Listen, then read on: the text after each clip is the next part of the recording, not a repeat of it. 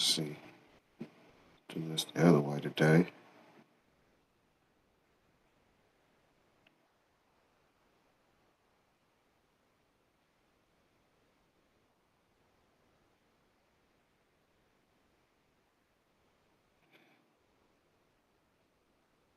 All right, welcome back, Team DWC. It's your boy TWP Popcorn. Y'all already know what time it is.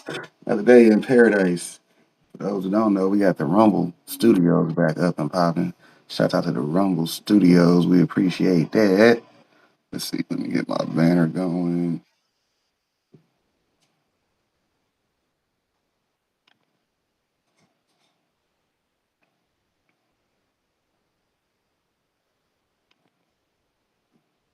Yeah, there we go. We got the banner going. Now I just need the chat. Where's my chat at?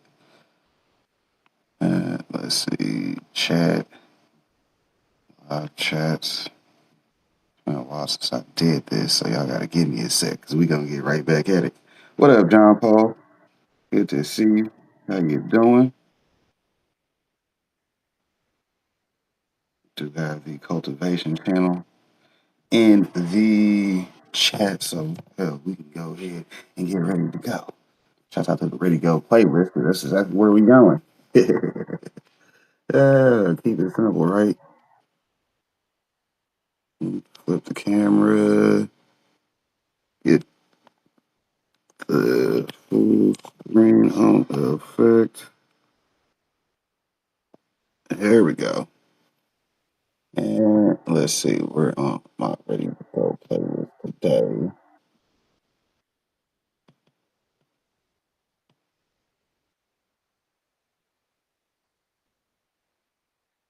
This should be a good video. Let's get it popping. Good morning, Estrella. Good to see you.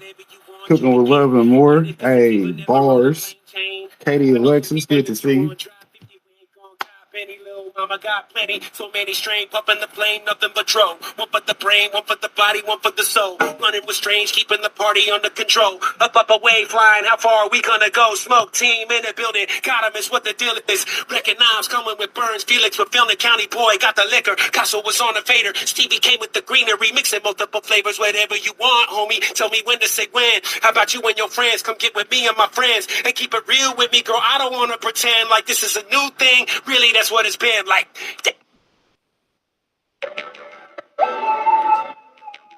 Earth's most advanced, dominant empire appears to be governed under a system known as democracy, where the nation's leader changes often in a chaotic rotation of national identity and policy. In what sense is this advanced? The selection process. Interesting.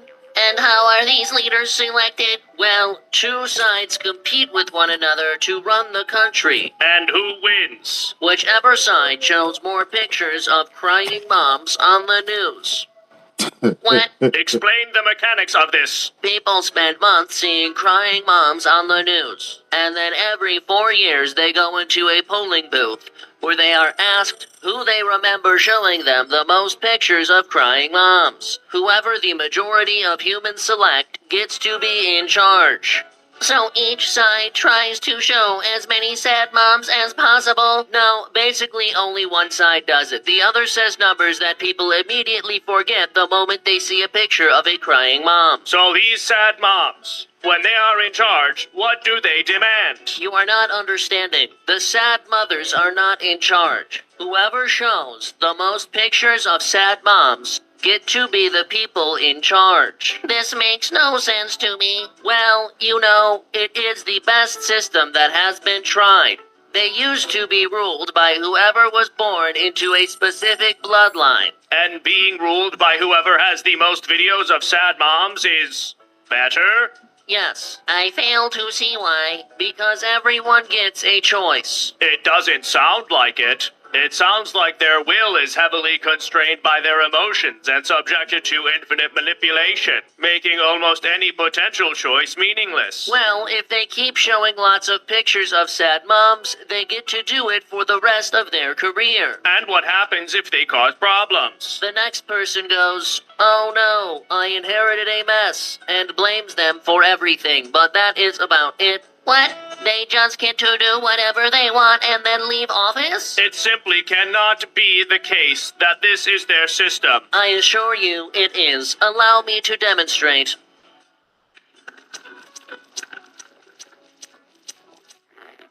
It is that device that makes teenagers want to get pregnant. It has a second purpose. Oh, is that a crying mom? This message was sponsored by the Democratic Party. Give me a ballot now! Oh, Wow. my. Wow. Oh, my. Wow. Wow. Yep. If you want to help us continue our mission of making these cartoons, please become a member at freedomtunes.com. Well, we do that by introducing you to great resources and fabulous guests all along the way. Today we got both. A guest is going to be talking about some fabulous resources that he's using so that you can help grow your health, business, and your wealth. Today's special guest has a greener thumb than old McDonald himself. They talking about that dude right there. The class that this gentleman grows will make anybody say E-I-E-I-O. Now, when it comes to understanding agriculture, George Washington Carver has reincarnated himself in the form of a man from Missouri. When it comes to growing things, he makes the Jolly Green Giant look like a midget. It's time for today's featured guest, consultant and agriculturalist extraordinaire. This time for TWP. Hey, welcome back. Just there, close up to the head. Hey, there you go. Great introduction. I'm trying to do what I can do. All right. Hey everyone, welcome into our latest TDR Trade to Black Cannabis Reform podcast. I am your host, Shad Dales, and today we're going to take a look at the background of newly appointed head of the DEA, Terry Cole. His appointment, as you know, comes at a pivotal moment for this industry, and it's crucial really to understand for many on who he is and what he stands for, especially regarding the cannabis industry. So, let's find out who he is. So first up, Terry Cole. He's had a long and distinguished career in law enforcement and public service. He began his career as a police officer in his hometown, quickly rising through the ranks due to his dedication and commitment to justice. Over the years, he's held various positions in local and state law enforcement agencies, gaining a reputation for his tough stance on crime and his ability to lead teams effectively. Some of his career highlights include his tenure as the chief of police in a major city, where he implemented innovative crime prevention programs that significantly reduced crime rates. He also served as the director of the State Bureau of Investigation, where he oversaw complex investigations, and he coordinated efforts with federal agencies to combat drug trafficking and organized crime. So why was he named the head of the DEA? President Donald Trump announced Cole's appointment as the head of the DEA in a Truth Social post on February 11th. This decision followed the withdrawal of two previously nominated candidates for the DEA leadership role. Cole's experience in law enforcement, his proven track record of reducing crime, and his strong leadership skills made him the ideal candidate for this position. As the head of the DEA, Terry Cole faces several challenges, including the ongoing opioid crisis, the rise of synthetic drugs, and the increasing threat of drug trafficking across the southern border. His primary goals are to enhance the DEA's capabilities, improve coordination with other law enforcement agencies, and implement strategies to reduce drug abuse and trafficking. So what's his approach? Cole's approach to drug enforcement is multifaceted. He believes in a combination of aggressive law enforcement actions, community outreach programs, and education initiatives to combat drug abuse. He's emphasized the importance of targeting high-level drug traffickers while also providing support and resources to communities affected by drug addiction. Lots to unpack there. So, what's Cole's stance on cannabis? Terry Cole has been vocal about his stance on cannabis. During his tenure as Virginia's Secretary of Public Safety and Homeland Security, he oversaw the state Cannabis Control Authority. After a visit to the CCA's office last year, Cole posted on LinkedIn, quote, "Everybody knows my stance on marijuana after 30 plus years in law enforcement, so don't even ask." His post was accompanied by hashtags including "Just Say No," "Disorders," "Not Legal for Distribution," "Health Issues," "Thin Blue Line," and "Back the Blue."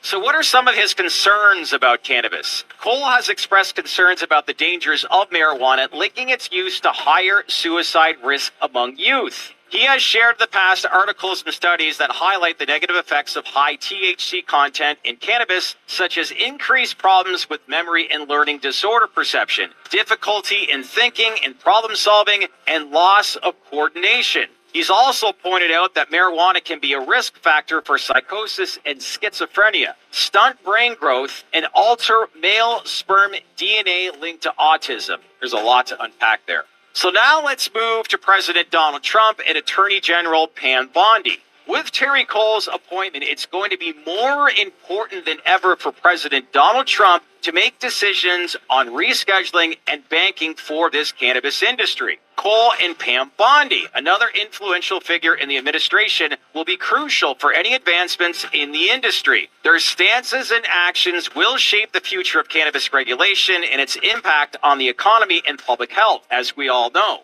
So let's bring this all together. In conclusion, Terry Cole's appointment as the head of the DEA marks a pivotal moment, not just in the fight against drug abuse and trafficking, but for the cannabis industry as a whole. His long-standing vocal opposition to cannabis, rooted in decades of law enforcement experience, signals a potential shift in how federal agencies might approach cannabis regulation moving forward. Cole's history and strong rhetoric leave little doubt about where he personally stands. But what remains uncertain is how his leadership will shape the evolving landscape of cannabis policy. With legalization gaining traction at the state level and growing bipartisan support for reforms like rescheduling and banking access, the future of cannabis in America now faces a complex and uncertain path. So how will Cole's DEA interact? I mean, respectfully, given that it's gonna happen whether they wanted to or not, you did. Given it's gonna happen whether they wanted to or not, I can see why Trump would, bring in somebody that's a hard ass because you're gonna want a hard ass to be in charge of it. Then it started off hard and then it'll get easier over time. Shout out to things getting easier over time because guess what? Once you learn to deal with the hard compliances, then it's easier for when they like, all right, y'all done got good at it. You're doing what we told you to do, which was some hard shit. So now we're gonna reward y'all with making it a little bit easier. You did, because that's how it's gonna be. It's gonna start off hard, then you're gonna get what you want over time. Shout out to the I mean, because you don't want to come in soft and then try to make things harder for people. Then people don't like that. If it's already hard, people have to arise to the challenge, and then things can get easier. You see what I'm saying? That's the way they design this shit. If you don't like the design, don't play the game. If you don't like the game, hey, what do they say? Choose violence. Hell, I ain't gonna tell you not to not choose violence. YouTube can be mad at me all they want. That's why we back on Rumble, baby. But anyway, that's another side quest that we're gonna have to get into later on. But y'all know how it goes. Hell, you gotta be out here putting in the work. Therefore, the people that's used to putting in work ain't used to seeing people not putting in work. Well, we didn't make it easy. No, we made it legal because we couldn't stop it from becoming legal. So we just didn't make it easy. Therefore, if you want to get in and be good, that wasn't easy for you to do. You did? It's simple, but hell. Why would Trump put in somebody who's very anti-weed in the DEA? Because it's the DEA. You don't want somebody that's fucking sitting here getting high on his off time. Although he probably is. He probably got a coke habit. Shouts out to the DA with a coke habit. Hell, every time you hear about the Port of Miami in a bus, just know he's going down there to get his cut. You already understand the fucking moves. If you don't, welcome to it, right?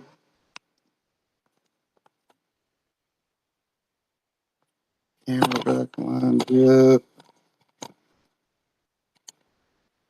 course, now that I'm one hand this, it wants to be difficult. I gotta set that tray down.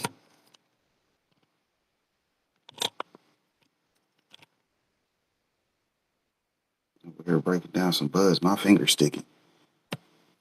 Back with an industry that's become a major What up, economic Bronze? Good to driver in see many you. I know to go states. check out the Will big his homie. hardline stance influence federal That's Trill. Good policy, to see or you. How you political doing? pressures and public opinion force a more balanced approach? These are the questions the cannabis industry and the nation will be grappling with in the months and years ahead. One thing is clear, with Terry Cole being appointed as the new head of the DEA, it's important to note that he was not President Trump's first choice for this. This may limit his influence on key decisions, such as the rescheduling of cannabis. As said earlier, Attorney General Pam Bondi, who has been a staunch ally of the Trump administration, will play a pivotal role in this process. Ultimately, the decision to reschedule cannabis will rest more so with the Department of Justice rather than being driven by personal opinions within Trump's cabinet. So what do you all think of the appointment of Terry Cole as the head of the DEA? Will this be a major roadblock for the cannabis industry, or do you think Donald Trump is still the underlying factor to indeed get some sort of reform,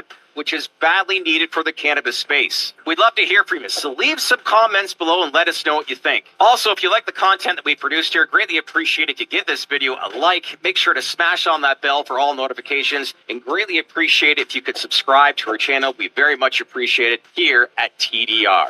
One last thing, make sure to scan this QR code and subscribe to our daily Baked In newsletter delivered to your inbox weekdays, Monday through Friday at 8 a.m. Eastern Time, giving you all the latest information on both the business and cannabis reform side for this industry. So here we go, another chapter here in the cannabis industry. Where we go from here, who knows, but we're about to find out. I'm your host, Shad Dales, and thanks again, everyone, for watching.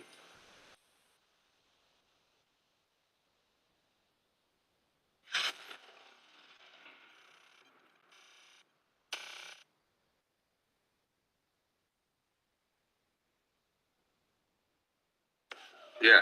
So like Fox Farms though, like I noticed like so if you're going to plant a plant in some Fox Farms ocean forest, per se, you plant a plant in there and you veg it out for like 2 months and you get that plant monstrous and you're ready to flip it into flower. Now you have to add amendments to there because there's nothing left in it. Okay, back up just a little bit. When you say you planted it for a couple months and it took off monstrous, do you know what's in that mix that makes that plant grow? Synthetic salts. It's pretty much what it is, but it's ammonium nitrate. So they spray this ammonium nitrate on sawdust, and that ammonium nitrate is like, it's like acid on a fucking slug. So think of the organic and biology that's in there. It's killing. They put that on there. You can throw a pile of that. It's called nitralized sawdust, is what the industry calls it, as an amendment to mix it, and that's what they buy. Roots Organic, a bunch of them do that as an amendment, and that's their nitrogen pack. And then they tell you they put a bunch of guano and they do other stuff. They don't put shit on it. That's what it is, and that's the reason the difference between a good quality soil and them. And you just explained it, is it shot up and it grew some veg and it did really well. But the thing it's missing is that now, like if you grew in my soil or some good soil, it's not always my soil, but the difference between mine, you're asking, and Fox Farm and all the case studies, Fox Farm with ammonium nitrate in the soil, that plant will shoot up really quick. It grows quick, and it's for a tomato plant. Let's just call it tomatoes. We'll just do tomato, but same thing with tomato and cultivars. Is it shoots up really quick and it puts off a few tomatoes, and the wind comes and that plant has no structure and it falls over and it's lanky, right? Yeah. My soil versus the same tomato plant, you got a fucking heavy stalk, you got this plant that just fucking sits up and does its thing, and it's putting off tomatoes. You know what I mean? Yeah. So that's the difference. And why does mine do that? Because I have a living soil concept behind it. I want you to grow with bacteria. I want you to grow with fungi. I want you to do everything that is healthy in that plant. The last thing you want to do is feed ammonium nitrates in a tomato to your kids at the dinner table. If you once you know kind of. You know? So.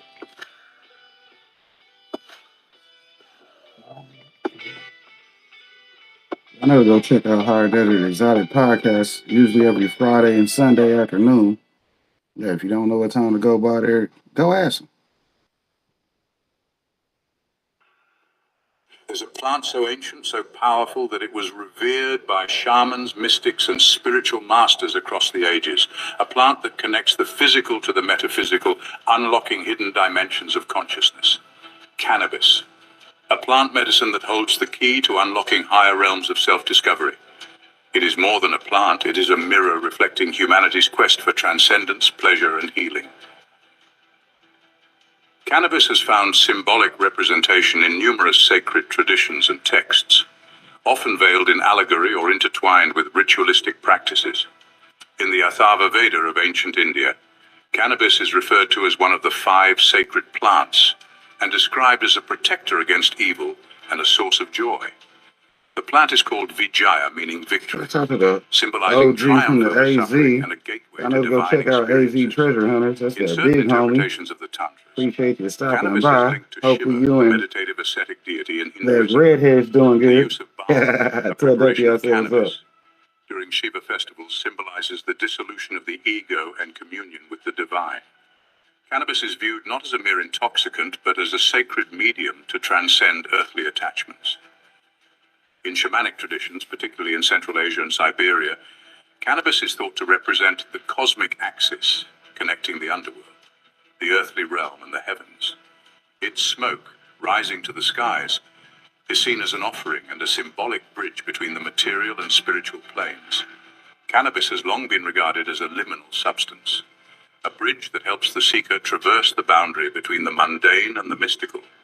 Its psychoactive properties allow the mind to enter altered states of consciousness, making the plant an instrument for exploring non-ordinary realities.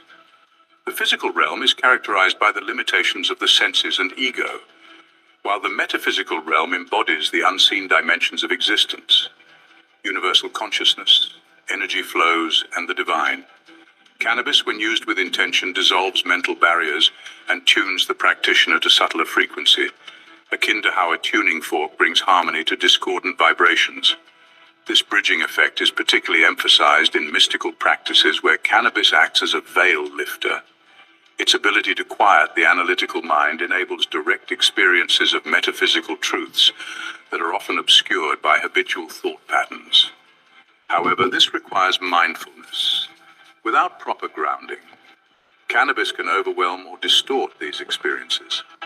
Ancient rituals often harnessed cannabis for its psycho or spiritual properties, emphasizing its role as a facilitator of sacred experiences. In Vedic traditions, soma, a mystical drink, is central to rituals described in the Rig Veda. While the exact composition of soma is unknown, some scholars speculate that cannabis was a key ingredient. Soma was revered for its capacity to connect humans with the divine and to bestow insight, vitality, and transcendence. The modern-day preparation of bhang traces its roots to these ancient practices. Made by blending cannabis leaves with milk, bhang is consumed during festivals like Holi and Shivaratri to honor Lord Shiva, the ultimate ascetic. Devotees believe that bhang helps emulate Shiva's state of meditative bliss, detaching them from worldly concerns and attuning them to the cosmic rhythm. Across Siberia, the Scythians, a nomadic tribe, use cannabis in their funerary rituals, burning it to guide the soul of the deceased to the spirit world. We definitely dabbed today. Shamans, spiritual intermediaries, used cannabis smoke to enter trances, That's after the dabs on commune deck. with spirits, and retrieve lost parts of the soul. In South American traditions, cannabis often accompanies ayahuasca ceremonies, enhancing participants' receptivity to spiritual visions. The shaman may combine cannabis with other herbs to facilitate purification, guidance. Appreciate that. Y'all know to go check out the big homie from the AZ though. Cannabis is viewed as the holy herb mentioned in the Bible. Practitioners cite passages like Psalm 104:14. He causeth the grass to grow for the cattle, and herb for the service of man, to legitimize its sacred role. For Rastafarians, smoking cannabis is not recreational, but an act of spiritual devotion, a way to commune with Yah, God, and meditate on divine truths. In the Bible, references to anointing oils containing carnebosum, often translated as fragrant cane, may suggest the use of cannabis in ritualistic contexts. Scholars debate this interpretation, but the idea highlights the plant's role as a medium for transcendent experiences. In In mystical poetry, plants are often depicted as messengers carrying divine secrets. Cannabis, with its unique psychoactive properties, the old burning is bush. seen as a Just follow green that motherfucker messenger, around, right? capable of awakening dormant aspects of the self and facilitating direct communication with the divine. Cannabis contains Good cannabinoids morning, such Sue. as How you doing? THC, Good to see you. tetrahydrocannabinol, and CBD, cannabidiol, which interact with the brain's endocannabinoid system. This system regulates mood, perception, and even the sense of time, acting as a bridge between the physical brain and the ethereal aspects of consciousness. When consumed in sacred contexts, cannabis becomes a doorway, a portal that shifts one's vibration. Traditional mystics describe this as tuning into a higher frequency. Users report sensations of merging with universal consciousness, perceiving interconnectedness, and experiencing heightened awareness of themselves as energetic beings. But what does this altered state actually feel like? Time slows or even ceases to exist, echoing the timeless states described in deep meditation or samadhi, spiritual absorption. This allows for intense focus on the present moment, where profound insights often arise. Colors become vivid, sounds resonate deeply, and ordinary experiences are transformed into sacred encounters.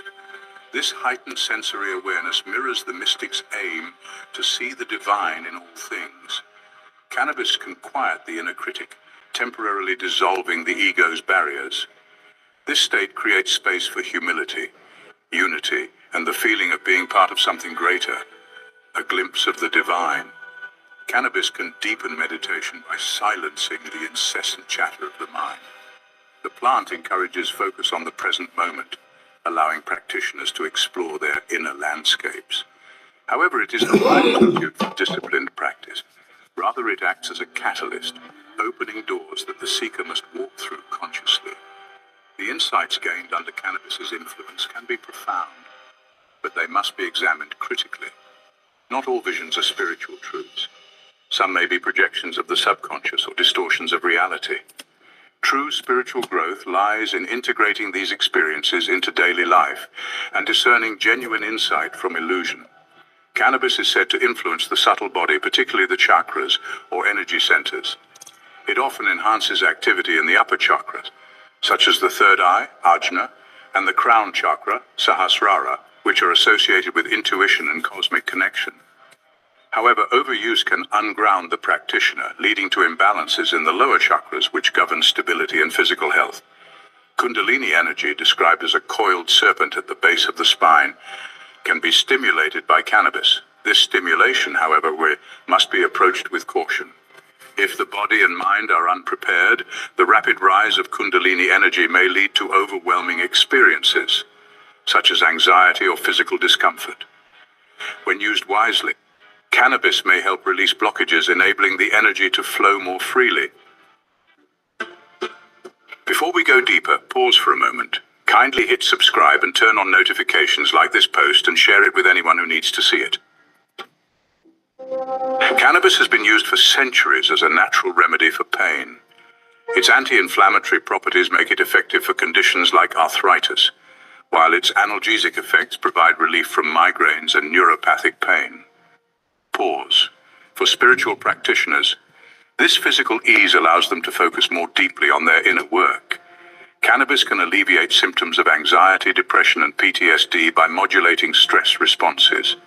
For those struggling with mental health issues, it offers a sense of calm that creates space for healing and introspection. Cannabis has been shown to enhance neuroplasticity, the brain's ability to form new neural connections. This makes it a powerful tool for creative exploration, problem-solving, and spiritual insights. Cannabis dissolves the rigid boundaries of perception, fostering a sense of unity with the universe. This expanded awareness allows practitioners to see beyond duality and experience the interconnectedness of all life. By quieting the ego, cannabis facilitates deeper empathy and compassion. These qualities are essential for spiritual growth, as they align the practitioner with higher vibrational frequencies of love and understanding. Cannabis temporarily softens the ego, enabling profound spiritual realizations.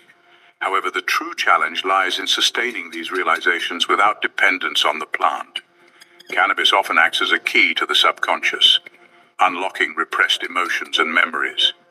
This can lead to emotional catharsis and the release of energetic blockages. Under cannabis's influence, many feel a heightened connection to the natural world. This deepens reverence for the earth, aligning the practitioner with ecological mindfulness and spiritual harmony. Cannabis encourages introspection, prompting seekers to explore profound questions about existence, purpose, and the nature of reality. These inquiries are the bedrock of spiritual growth. Cannabis is often used to soothe emotional or physical pain, but this can become a crutch. By numbing discomfort, users may avoid confronting and healing underlying issues, delaying genuine growth. Some individuals use cannabis to create the illusion of spiritual progress, bypassing the hard work of self-examination, discipline, and healing. This shadow work, or confrontation with the darker aspects of the self, is essential for lasting transformation. While cannabis can provide temporary access to higher states of consciousness, repeated use as a form of escapism leads to spiritual inertia. True enlightenment requires integration, applying insights gained in altered states to everyday life, relationships, and personal development. Overuse may lead to diminishing returns, as the pursuit of ever deeper mystical experiences overshadows the grounded practice of living in alignment with spiritual principles. Scientific studies have confirmed cannabis's efficacy in managing chronic pain, anxiety, epilepsy, and other conditions. These findings validate its medicinal use while highlighting the importance of proper dosing and supervision. Research also emphasizes the potential risks of heavy use, including cognitive This is decline, science to this shit. dependency, and People mental got to get health on point issues. with our homework. These You dig? insights underscore the need for mindful Shout out to consumption, especially in 2025. We spiritual put in all our contexts. homework. Ancient traditions I often ain't bullshitting intuited the with it. benefits and risks of cannabis, prescribing it for specific rituals or conditions. Modern science We got complements these Rumble insights back working by correctly. explaining the mechanisms underlying its effects. The recreational use of cannabis often diverges from its traditional purpose as a sacred plant. Without proper intention, the spiritual potential of cannabis may be overlooked, reducing it to a mere intoxicant. The mystical experience induced by cannabis is not always one of clarity. The plant can lead to what some spiritual teachers call false revelations or spiritual mirages. These occur when the mind creates compelling illusions, mistaking them for profound insights. Authentic experiences often bring deep peace, humility, and wisdom. These moments are accompanied by a sense of grounded clarity and alignment with universal truths. Cannabis can exaggerate fears, delusions, or fantasies, leading to misinterpretations of the self or the divine.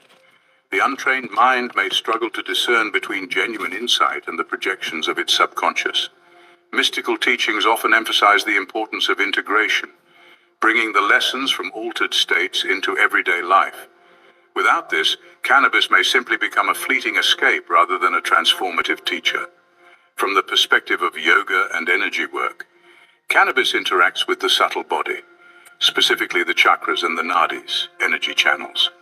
Many users report heightened intuition and visionary experiences. This aligns with the activation of the Ajna, third eye chakra, which governs inner vision and insight. Cannabis can foster feelings of compassion, love, and empathy, temporarily dissolving barriers between oneself and others. Cannabis can stir the latent Kundalini energy at the base of the spine, leading to sensations of heat, vibration, or even spontaneous states of bliss.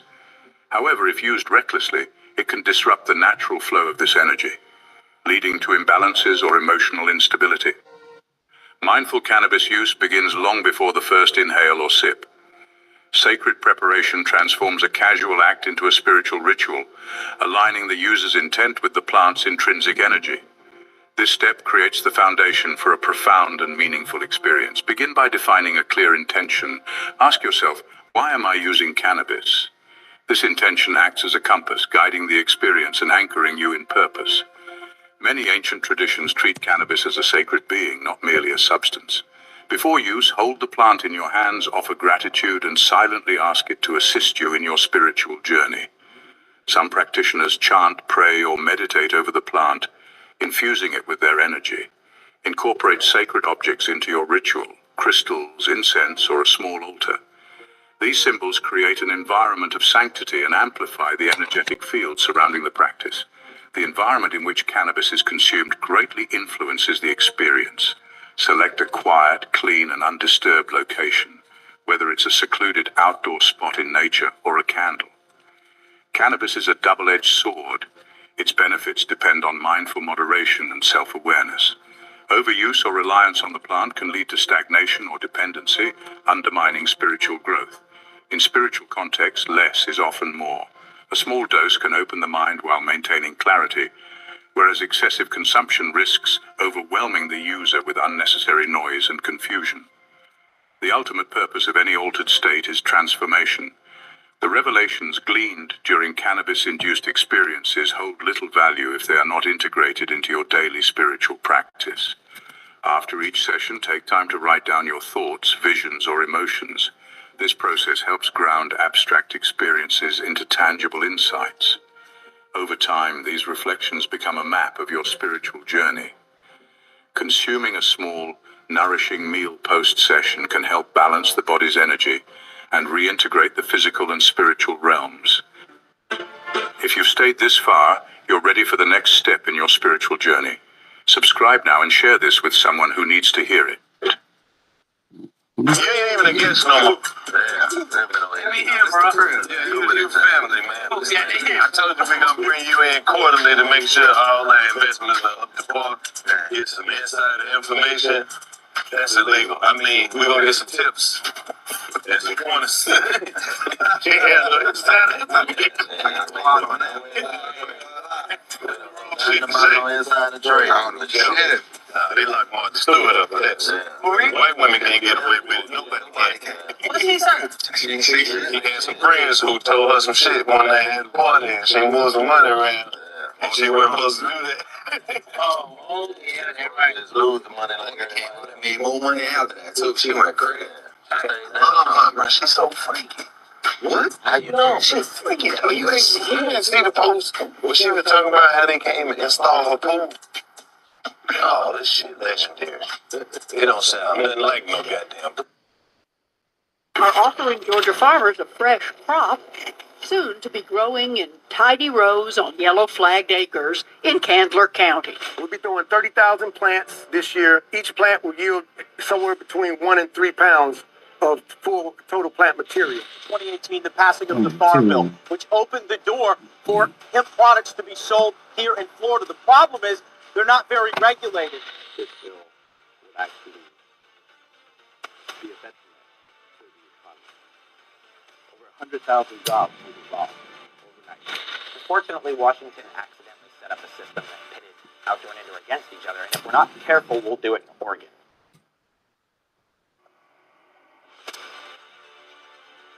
Today's show, we got tons to touch on. Violent crime is down in Atlanta thanks to the Good Herb. Over in Florida, they're seeking to tighten regulations when it comes to hemp and THCA. New York senators have approved a bill to protect medical patients from eviction. Also to protect medical patients is over in New Mexico, where they're proposing a bill that'll protect medical patients from being fired unfairly from their boss in their place of employment. And finally, one of the first states ever to legalize suffers another blow as they abandon home grows for another year running. We're going to get into all that today, but let's start off in Atlanta because there's some good news over there. But thanks to the Good Herb, crime is down. Violent crime is down. Let's check it out. Now, the world of cannabis cultivation is descending on Atlanta. A massive expo will focus on the plant. Nationwide, sales increased by nearly 70% in 2020 compared to a year earlier. CBS 46 special assignment reporter Sally Sears shows us it's also growing in the Georgia clay. Displays of products and seminars promising jobs and careers in cannabis are offering Georgia farmers a fresh crop, soon to be growing in tidy rows on yellow flagged acres in Candler County. We'll be throwing 30,000 plants this year. Each plant will yield somewhere between 1 and 3 pounds of full total plant material. Dwight Hirsch and his dogs and his business partners are planting their second season of cannabis. Some of the first had to be destroyed because some plants were too high in the ingredient THC, the marijuana high. We had to destroy quite a few plants last year because they exceeded that. That is 0.3% THC. That's the threshold ordered by the Georgia legislature for legal cannabis cultivation. Under state law, the partners create legal products in this shop. It's 5 miles from the farm off Interstate 16 near Metter. All this A tray cannabis of is supposed paper to be at tubes fills with 0.3 cannabis flower. when that's what Workers hemp add is supposed to tips be. and You other see what I'm flavors saying? and sell over 100 Hemp different is supposed to be at variations 0.3 here, all THC, over the not counter, actual and cannabis. all legal. Legal to grow in Georgia with a license So- as long as those ingredients stay under 0.3% THC.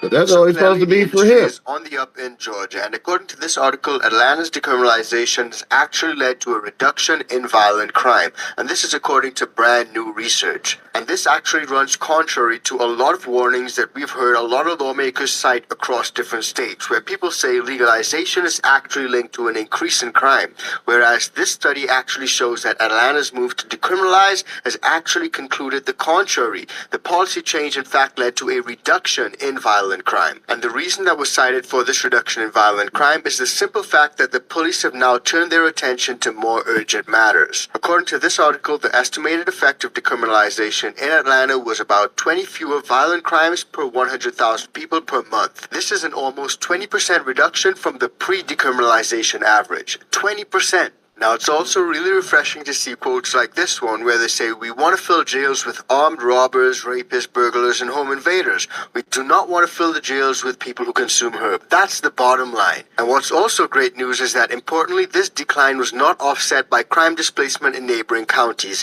In other words, the crime was not just moving out of the city in Atlanta and moving to neighboring counties. It's actually being decreased on the whole. So I think that that's great news for Atlanta, that the herb has actually led to a decrease in violent crime. Now, we've heard other states say that the legalization of herb has actually led to an increase in crime, places like Ohio and Florida. And speaking of Florida, over in Florida right now, they're actually seeking to impose tighter regulations on the hemp industry without putting a damper on businesses. Well, we know how that can work out. Sometimes it can have unintended effects. Yeah, and now a they lot can of just critics steal. of this bill are saying rather than be Now they can just steal from the people they know and then go spend it at a dispensary.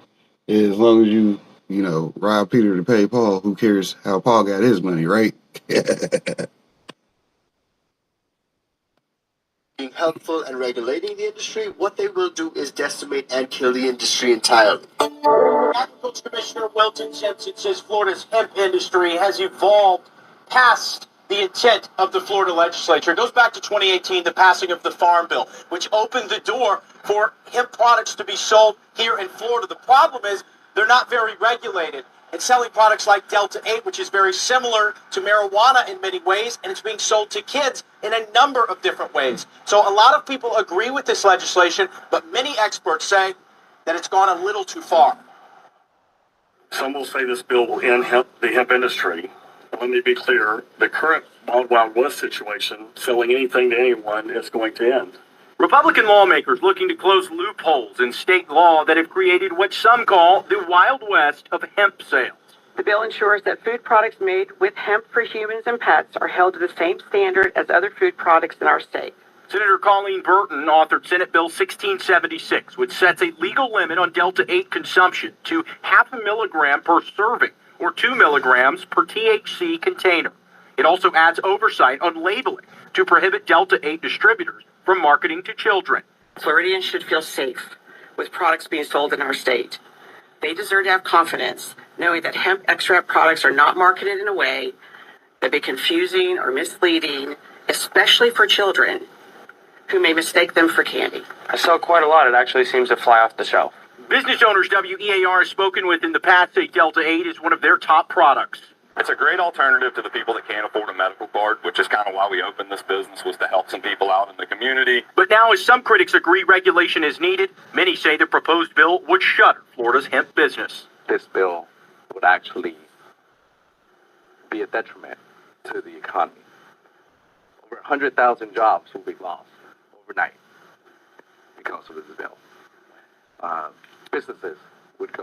Small businesses would go bankrupt, would be out of business overnight. I'm asking the community to vote no on 1676.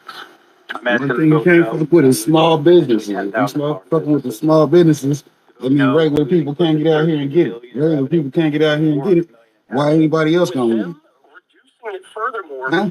you're essentially making Huh? it Why would anybody else go with it? The regular people ain't me. Founder and CEO of Is Sativa it easy for University, me to get Patrick out here and do O'Brien, my helped fill thing? thousands Nah, of well, jobs in shit, the fuck medical you marijuana then. industry across Florida. O'Brien says the legislation would put an end to Florida's hemp as we know it. We've taught over 60,000 students to date, and we have a hands-on physical location here in Orlando, Florida, on a 5-acre involved in this industry. We're talking hundreds of millions of dollars in tax money that could be going to roads, to schools, to public services. All this will be eliminated if these bills go through. So as you guys can see, Florida's in a tight position here. A lot of people are actually pushing back on these types of regulation, but it is understood that there is some type of regulation which is needed. So we need to find that happy middle ground between regulation and overregulation and having the people thrive when they come to local businesses, because it's really important to have your local businesses Damn, it's like thrive. Matt, According hey, to what this I said article, the earlier. group was formed to discuss this So very issue, regulation and they is came up needed. with two main Some of it conclusions. ain't. One was that they agreed that they did not want to make any moves that might kill what has emerged to be a multi-billion-dollar industry in the Sunshine State, but they also determined that Florida has to change the status quo in regard to how the product is regulated.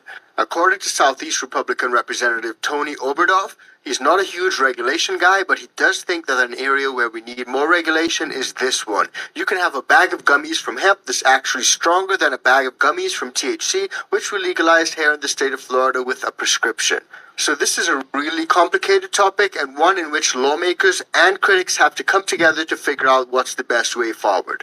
Now, I've let you guys know my thoughts on this already, especially when it comes to things like selling to underage kids. I think that everywhere that sells any of these products needs to have a specific ID requirement where you have to show ID to even get access to the store or see what types of products are available. Now, just a quick reminder, guys, if you're getting value from this video, please do like, share, and subscribe to the channel. And if you want to support us further, join the ICANN VIP Bean Club or buy us a cup of coffee. Now, over in New York, senators have approved a bill protecting patients from eviction, so that's some good news. In a significant move, New York state legislators and Governor Andrew Cuomo took an important step in protecting the rights of tenants in the state and preventing them from being evicted in troubling economic times due to the COVID-19 pandemic.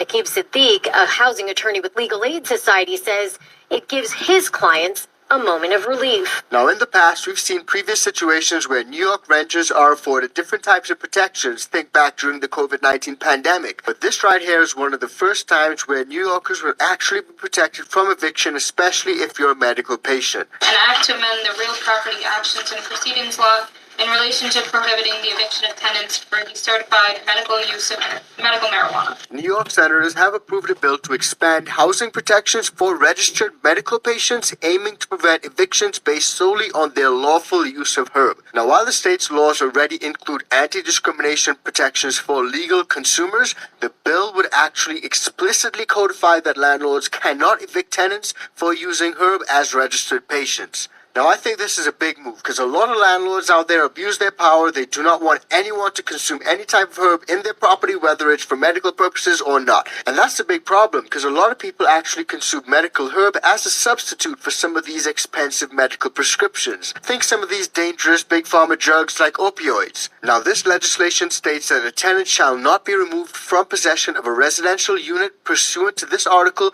because of such person's certified medical use of herb. Also, if a landlord is seeking to kick you out or evict you, it shall be a defense for a tenant that they are using medical herb and they are a registered medical patient. In other words, that'll make their eviction unlawful. Now, where we've also seen laws being passed to strengthen protections for medical patients is over in New Mexico. And shout out to New Mexico because they're actually approving bills to strengthen employment protections, i.e., your boss cannot fire you just because they don't like what you're doing when it comes to medical herb. Now, this is a big move, and it wasn't always like this because in the past, you would get in a lot of trouble from your employer in New Mexico, even if you were a medical patient. Check this out. He even told the regional management at Hastings bookstore he was a cannabis Still got a patient, Hastings. medicating twice I daily. ain't seen one of them But since he I moved out says of they told Warrensburg. him to take the drug test anyway. They were kind of giving me the wink to go and get a masking kit and cover it up. But Pac refused to do a cover-up. I'm a legal medical cannabis patient in a legal medical cannabis state. I have nothing to be ashamed of, and I shouldn't have to lie to get a job that I'm qualified for. Pac has since retired. He says not by choice, but because of the medicine he takes. So he lives off the family farm and spends time doing medicinal advocacy in the state.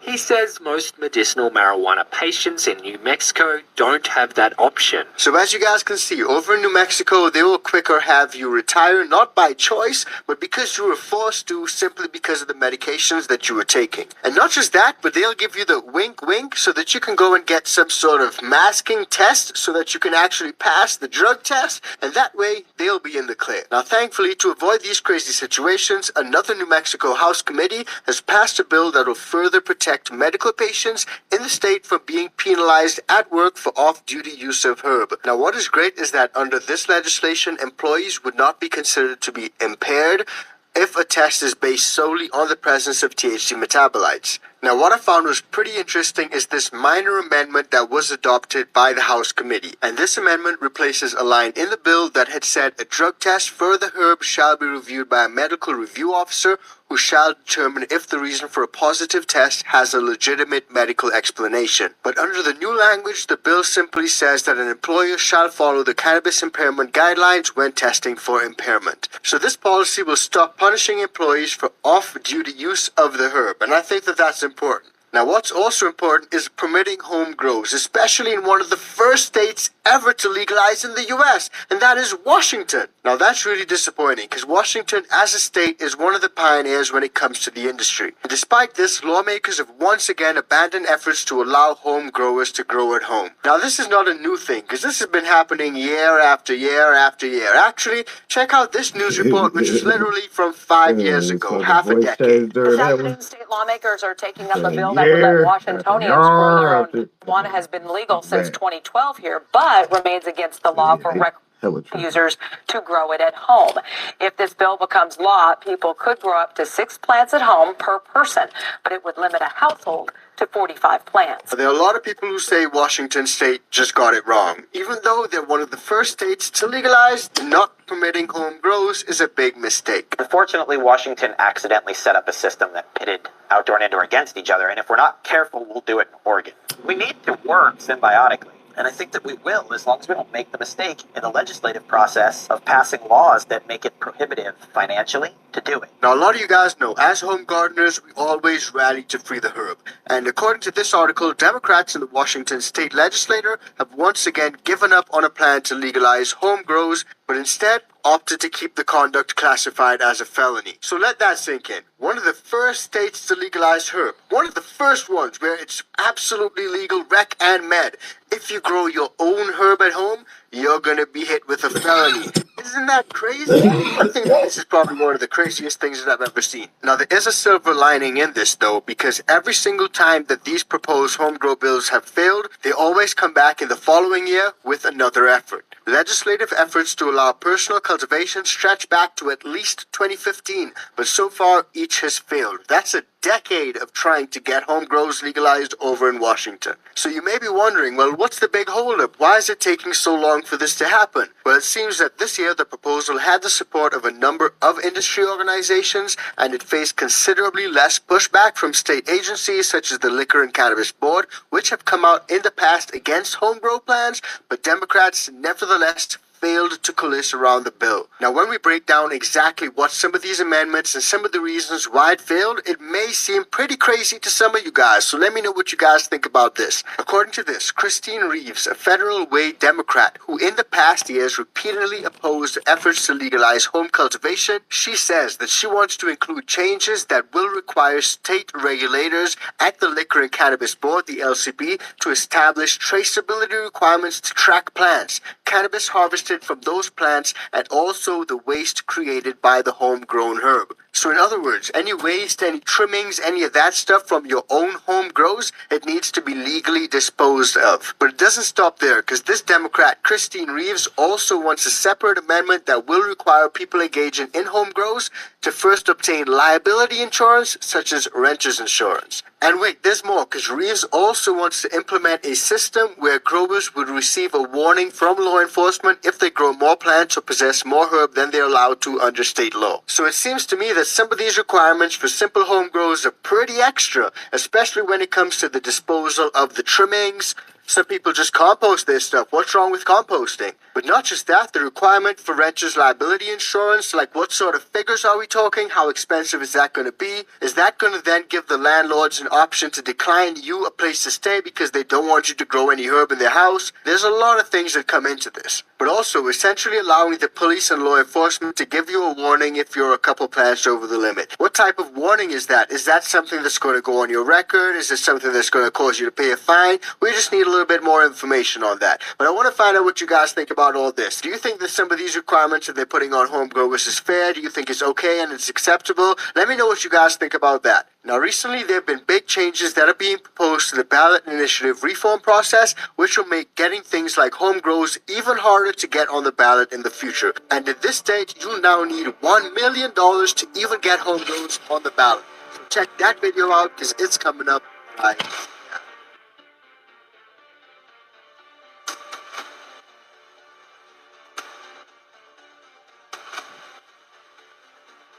Shout out to the big homie. Y'all know to go check out his channel to see the videos unless you catch it with me.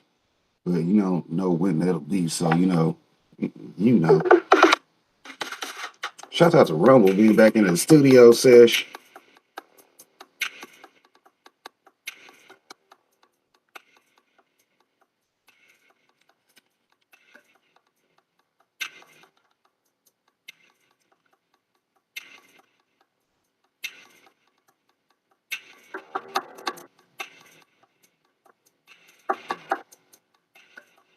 What up, Lawless? Good to see you. How you doing? Y'all know to go check out Lawless. He be doing his stuff daily too. Out here keeping it P. You dig?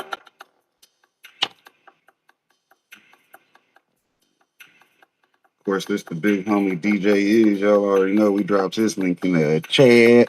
Shout out to the YouTube chat because it's in there. Y'all know what the chat be. Y'all know what the chat be. Shout out to Bear Miller. Y'all know to go check him out over on the Rumble side. The big homie, Triple B Farms. He has sponsored some genetics. We'll go talk about them here in a minute when we get through with the videos. We almost there.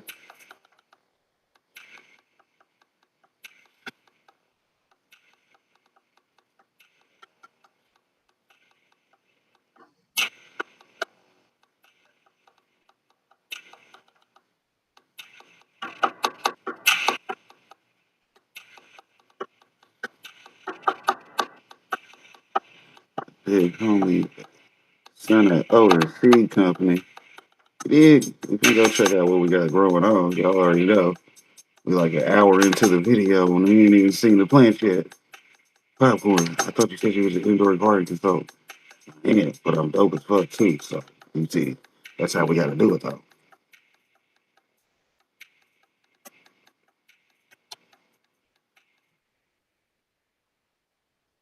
Gen Z is drinking less alcohol than every other generation on Earth right now, and it's having major repercussions. Since when did Gen Z become the designated driver of society? And what does this mean for the alcohol industry? That is what we're going to find out today.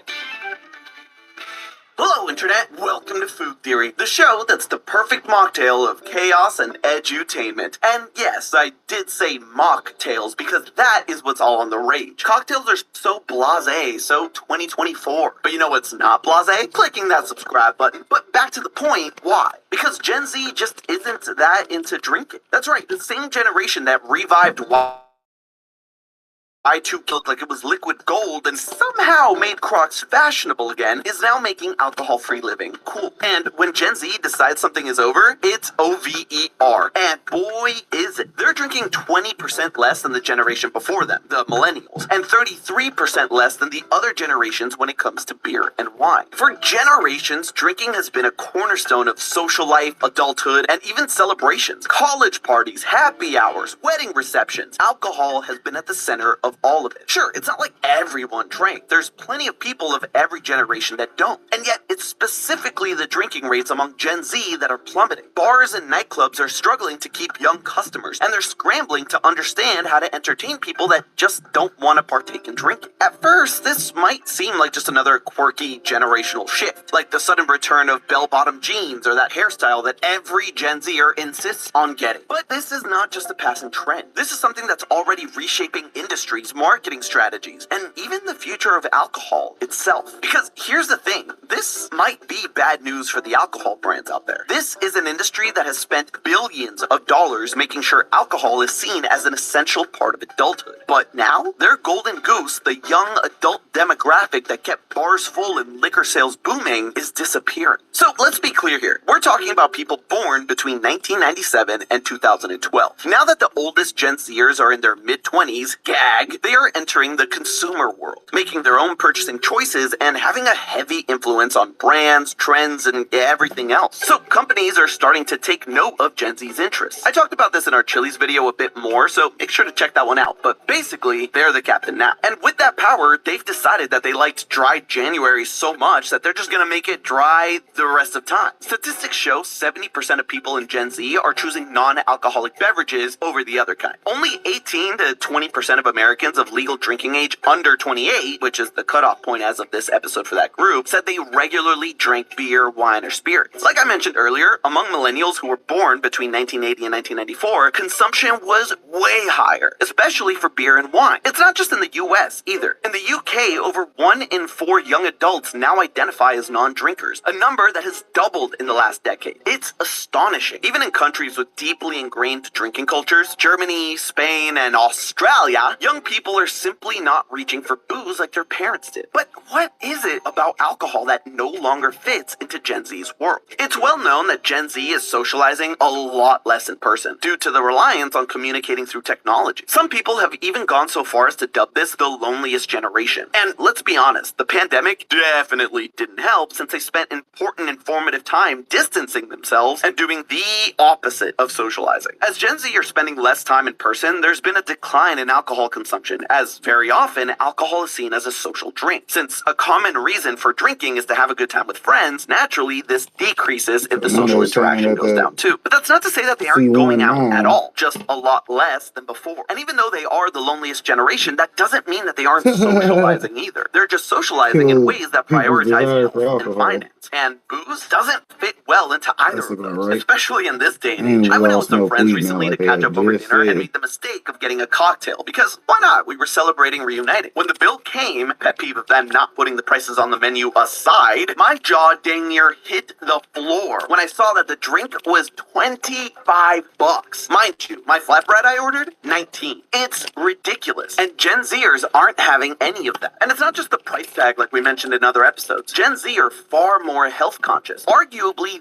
the most health aware generation in history, because they have all the information they need at their fingertips. The awareness of alcohol and the effects it has on someone has significantly increased since the past generation. Sure, millennials were the first generation to have alcohol and drug educations in school, like the DARE campaign and Just Say No, but it was always vague and didn't harp on the actual health part of it. I remember as a kid, it was just, don't do this, it's bad for you, with some scary images, but we never really grasped the effect it had on our bodies. Gen Z, on the other hand, has had instant access to scientific research, nutritional breakdowns, and first-hand testimonials about how alcohol affects the body. So even from one generation to the next, there's a greater understanding of how alcohol can affect your health, and the results aren't pretty. Not just the physical aspect either, the mental one too. Almost 86% of the Gen Z population believe that their mental health is as significant as their physical health when considering drinking alcohol. And, well, yeah, alcohol does have a relaxing effect by lowering your inhibitions. That's the reason why inebriated people do dumb things. There's a flip side to that coin, because it also disrupts sleep quality, gut health, and increases the presence of negative feeling, like anger, depression, and anxiety. And Gen Z is already depressed and anxious enough as it is. So they're electing to move away from alcohol because they've got enough on their plate, or in their cup, as the case may be. I do want to point out that I know I'm referring to Gen Z as if it's some sort of monolith, and obviously it's not. But trends are incredibly significant in this generation, the generation of social media. And yeah, older generations, well, mostly just the millennials, did have social media from a relatively young age. But we're talking about people who've been sharing their lives with the world for as long as they can practically remember. And the influence of social media is absolutely one of the most important factors in them giving up liquor. Because watching people online share their thoughts on the negative effects of alcohol, their personal stories, or following trends like Dry January encourages others to follow suit. Look at Tom Holland, not just because he's easy on the eyes, but because he's a good example of this. Someone in the cultural conversation who's become an advocate for sobriety. He started through Dry January, and he's not the only one. Last year, 35% of Gen Zers between 21 and 24 also completed Dry January. And now, the vastly better Tom even makes his own alcohol-free beer. And the other aspect of social media is the ability to have a conversation with the world. There's a large trend called the sober curiosity movement, which challenges people to assess their relationship with alcohol. Not to cut it out, but to ask themselves why they drink, all in the name of mental and physical health. The term sober curious was popularized by the author Ruby Warrington in her 2018 book, and Gen Z is latching onto it because it's become a global conversation. As opposed to what I alluded to earlier, when education for the older generation was simply being told not to do something, now it's a dialogue that young people can feel empowered to participate in. And clearly, when they start asking themselves the important questions, alcohol seems like less of a necessity for going out and socializing. But while health and wellness is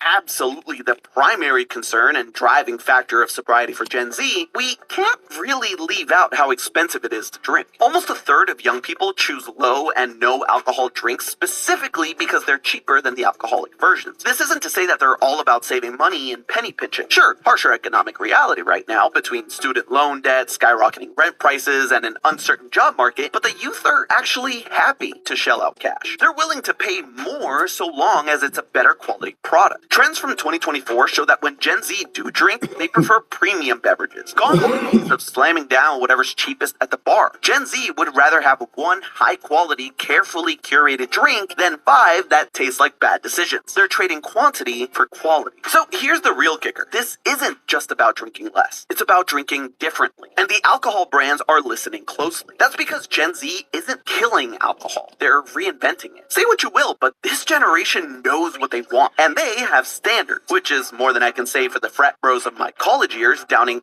anything so long as it was unleaded. And even then, I've seen things. When it comes to the things Zoomers are drinking, one of the fastest growing markets is the ready-to-drink beverages, or RTDs. The global RTD market is expected to more than double from 1.01 billion to 2.23 billion by 2029. And it's thanks to Gen Z who live fast-paced lives and need a good drink that doesn't require a bunch of preparation. 54% of Gen Z drink pre-mixed alcohol beverages and spirits, which include things like hard lemonades, hard seltzers, and kombucha. And if you've never had it, by the way, thank your lucky stars. Living in LA so long, it was hard to avoid it. And the one time I did have it, I literally spat it back out on the street. I truly don't get it, but that's just me. Gen Zers, on the other hand, are down to try pretty much anything. That's why these RTDs are also such a smash hit, because they offer a huge variety of flavors and options. They're also drinking the good stuff, the premium stuff, like I mentioned. 54% of Gen Z are likely to choose a premium drink compared to just 35% of people in older generations. This trend is particularly evident in spirits, where premium, super premium, and ultra premium categories have been growing like the stuff at the bottom of kombucha bottles. Seriously, so gross. But companies are now adapting to this, creating beverages with interesting flavors, like pineapple wine cocktails and orange lemonade vodka. But that's not the only way companies are adapting, because the new wave is all about the no-low trend. You know, drinks with no and low alcohol. And the brands are riding that wave to the bank. They're not dumb. They see that their customers are drinking less alcohol. So if people don't want alcohol in their beer, they're not going to stop selling beer. They're just going to stop selling the alcohol in the beer. More and more companies are starting to offer 0% beers, and they're seeing a lot of success with it. The NA, or non-alcoholic beer market, rose by 35% from 2022 to 2023. And it's expected to keep growing at a pretty massive rate. Now, once upon a time, removing the alcohol from the beer had to be done post-fermentation through techniques like boiling, vacuum distillation, and reverse osmosis. Problem was, these methods could negatively affect the taste. So non-alcoholic beers were far from the preference. But now, advancements in technology have also allowed these companies to improve the flavor of these non-alcoholic beverages, meaning not only is it not a bad substitute, but can be as good as the original too. And it's not just limited to beers. There are companies that sell de-alcoholized wine. I'm fascinated by this product because it's not like it's just a juice. They've actually removed the alcohol from fully fermented wine and it leaves it tasting just like the alcoholic kind. This is a perfect example of an industry actually listening to its customers and a consumer base that's truly talking with their wallets. And we all come out winning. Higher quality spirits, no or low alcohol variants that taste just as good as their alcoholic counterparts. Even older generations are drinking less or healthier thanks to Gen Z's lead. We owe them a debt of gratitude. But there's one other big winner here. Notice how at no point in the episode did I say that the alcohol industry is declining? Sure, there are certain aspects or specific brands that are in trouble, looking at you, Natty Light. And sure, there are less people drinking now than ever, but sales in the alcohol industry as a whole haven't stopped climbing since the pandemic. People may be drinking less volume of alcohol, but prices haven't dropped a bit. In fact, some of these no-low drinks are even more expensive than the alcoholic kind. They require the same or similar techniques to the alcoholic types, just with the added step of removing the alcohol, which then makes it a premium product to sell. There's a bit of a slump as manufacturers shift their strategies to fit the new market, and some of them may stumble in the short term, which explains why some markets have seen a small decline. But these companies aren't worried about the now. They play the long game. Look at Anheuser-Busch, the largest beer company in the world. Right now, they're experiencing a small dip in sales, but their non-alcoholic options are exceeding expectations. And if things keep going the way they are, their non-alcoholic sales will likely equal or even exceed their others. And they're coming out looking like the heroes because they're giving us healthier options and listening to the consumer base without actually sacrificing anything. In fact, they're gaining in the long term. So Gen Z being healthy and drinking less because of it has created a shift in the industry that's demanding higher quality and healthier options. It's also making the rest of us start to moderate our own drinking habits and consider healthier options. And the alcohol industry is loving it because we are playing right into their hands. But hey, that's just a theory. A food theory. Bottoms up. Or, not. And hey, if you like this, make sure to check out our video on the Uber Eats conspiracy. And as always, I'll see you next week. It's more fun being rich and on the street, bro. It's a lot of shit to do, so I looked at it like, they got more gangsters in the stock market, they got more gangsters in government than gangsters on the street. But they just got more information than us. Just like Chico said, we just don't got the information. So if we learn how to play that game, I use it the same way as I use the streets. And so what happens is once I started making money, I was like, oh, they don't really they're not really smarter than me. They just got information. So the goal from you is to just go get some more information. And when you come from the street, you ain't scared to lose no money. Right. That shit come with the game. So when you say earlier, when you don't believe in what Google said, how do you get your information knowing that it's false information out there? So Google for information. I go straight to the source. I go straight to them. So we gotta stop being scared to read too. Hey everyone, welcome into our latest Trade to Black podcast. I'm your host, Shad Dales, and today I want to dive in deeper into the hemp conversation that I outlined earlier this week. Specifically, I want to explore how Mitch McConnell's legislation of the Farm Bill led to the unregulated THC market. We need to keep this conversation going to bring awareness and where current regulations sit today and what changes need to happen. So with that, let's get into it. First up, back in 2018, Senate Majority Leader Mitch McConnell spearheaded the passage of the Agricultural Improvement Act, also known as the Farm Bill. On the surface, it seemed like a win for American farmers, particularly in Kentucky, McConnell's home state where hemp was once a dominant crop. The bill legalized hemp, defining it as a cannabis containing less than 0.3% Delta-9 THC, the psychoactive compound in marijuana, like I said earlier this week. But what seemed like a well-intentioned policy soon spiraled into one of the biggest regulatory loopholes in U.S. drug history. Today, thanks to the 2018 Farm Bill, gas stations, convenience stores, and online retailers across the country sell intoxicating THC products without any regulation.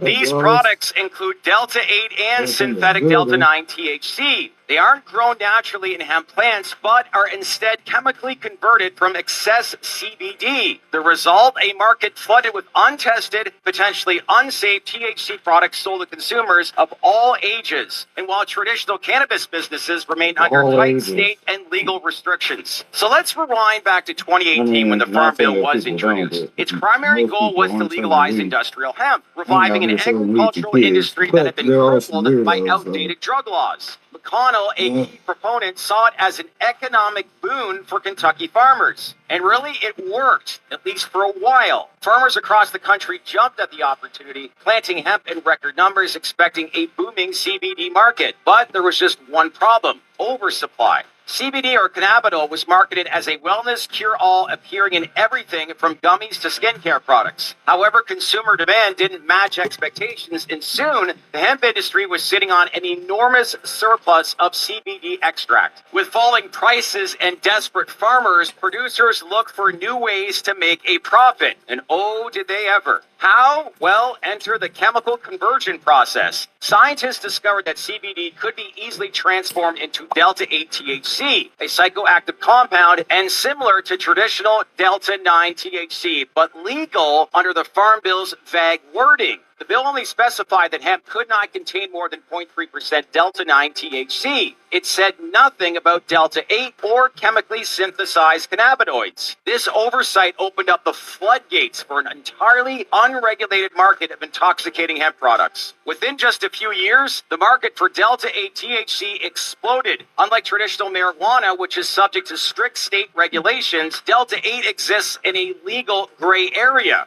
Manufacturers mass produce it, infusing it into gummies, vape cartridges, and beverages, selling them nationwide with little to no oversight. Walk into a gas station or a convenience store in nearly any U.S. city and you'll find shelves stocked with THC products labeled as hemp-derived, even in states where cannabis remains illegal.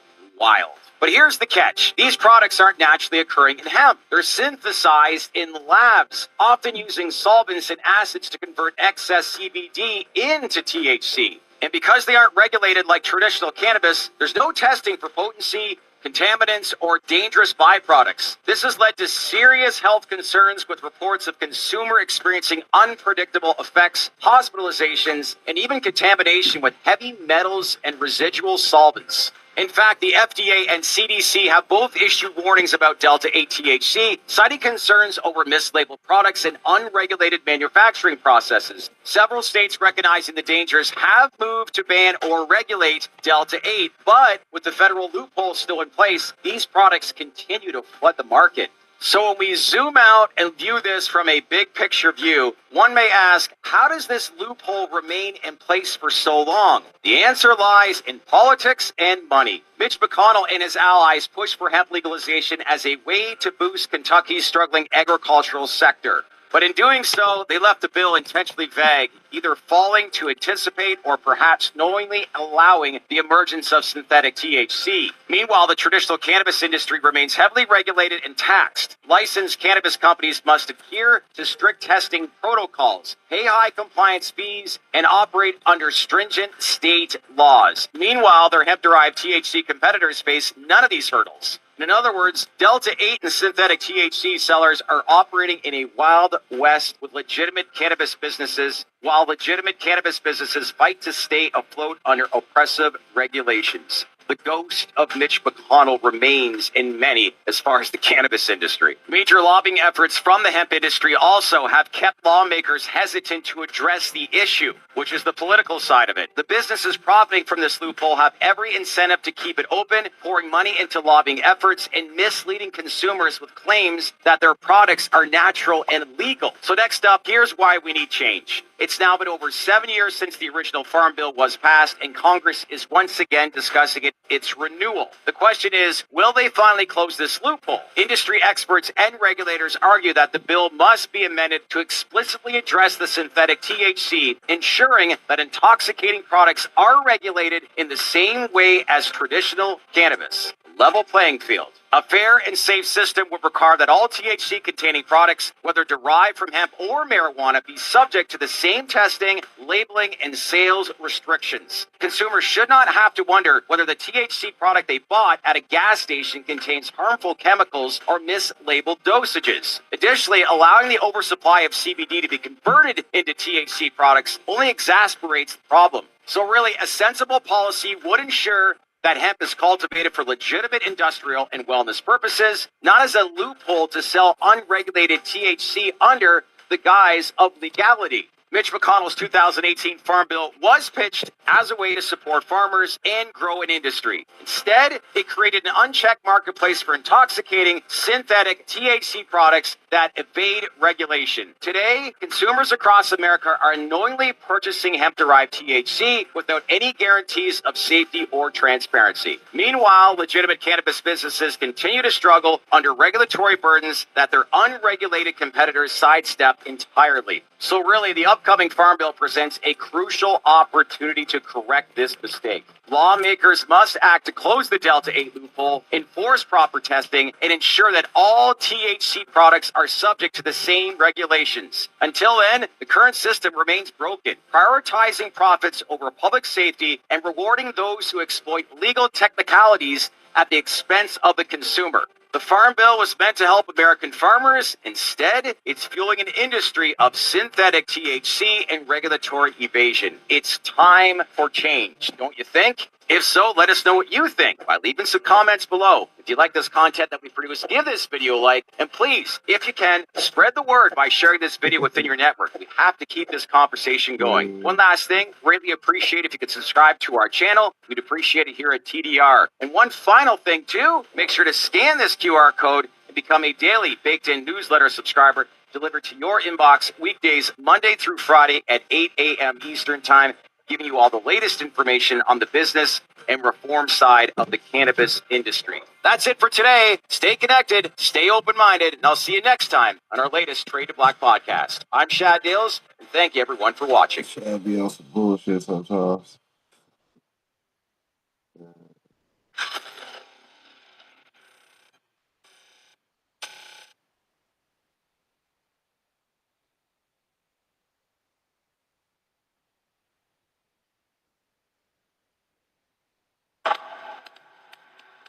Give it gas when I'm dipping competition, getting past, living fast, furious, staying on track, never worry when I'm spinning. Last better get it back, ride for my dog, alphabeted on us, you gon' get it back, never split this pack. Whenever I witness cap, we ain't fucking with your fiction facts. Your conviction lacks. When I get up in my bag, I'ma spend. We ain't tripping off tax. Clipping this tag, working on my wish list, cooking this cake. Let me flip this stack. You a flash in the pan, while you relaxing. I can, but deep in the pack, this a damn putting tracks in the sand. Pushing my craft at the fan, got the people all clapping their hands, putting cash in my brand. Keeping my octane high, my grade premium. Not 8-9 or 8-7, and when I run across state line, I'm 9-1. I gun it. Clock great time, my time come. Disappearing in the dark horizon. Way I cut turns, I'm as sharp as diamonds. Got 'em on tilt like a car's alignment. This is raw refinement, not a hard assignment. I'ma give it gas, give it gas, bitch.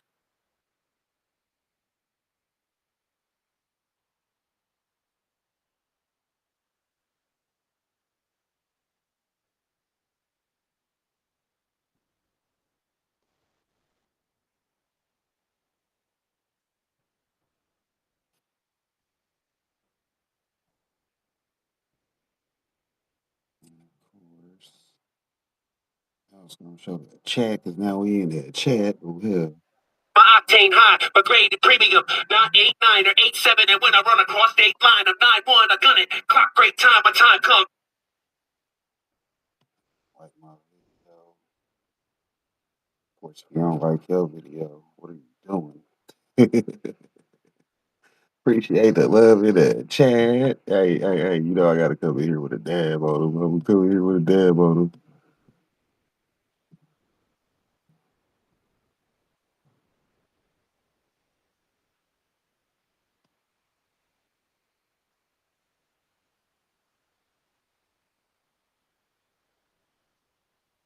Ding, ding, ding, ding, ding, ding, ding.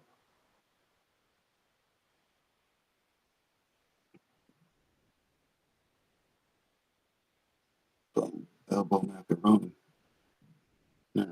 Take this with me. I already seen this nigga some more. You'll put with the G's at.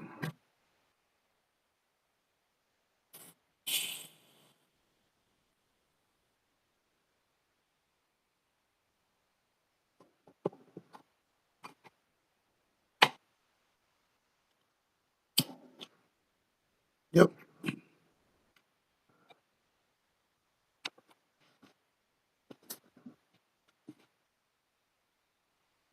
Because you know we got to go to the green room, get some dabs in the garden. Shout out to going hard in the garden because you know we be putting in that work.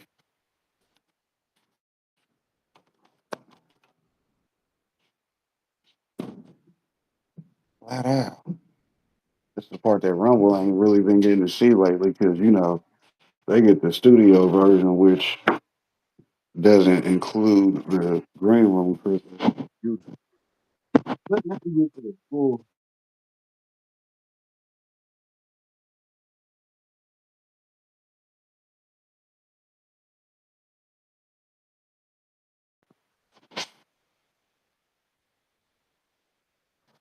Yeah.